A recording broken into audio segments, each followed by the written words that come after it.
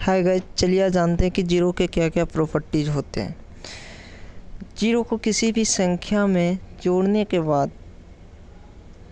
उस संख्या में कोई प्रभाव नहीं पड़ता है, यानी कि रिजल्ट जो प्राप्त होता है वो सेम संख्या प्राप्त होता है, उसमें कोई प्रभाव नहीं पड़ता है। सेम इसी प्रकार यदि किसी संख्या को जीरो में जोड़ा जाए तो फिर भी सेम रहता है, उस संख्या पे कोई प्रभाव नहीं पड़ता है।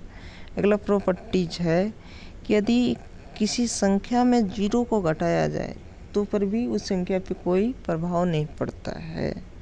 अगला प्रॉपर्टीज है यदि जीरो में से कोई संख्या घटाया जाए तो जो रिजल्ट प्राप्त होता है वो इम्पॉसिबल होता है। अगला प्रॉपर्टीज है किसी संख्या में जीरो से गुना करने पर जो रिजल्ट प्राप्त होता है वो जीरो प्राप्त होता है। सेम ऐसे ही है, जीरो में किसी संख्या से गुना करने के बाद जीरो प्राप्त होता है। अगला प्रॉपर्टीज है किसी संख्या को जीरो से भाग देने के बाद जो आंसर प्राप्त होता है वो इन्फिनिटिव प्राप्त होता है, यानी कि अपरिभाषित रिजल्ट देता है।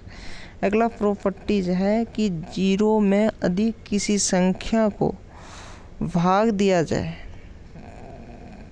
जीरो में किसी संख्या से भाग दिया जाए तो जीरो प्राप्त होता है।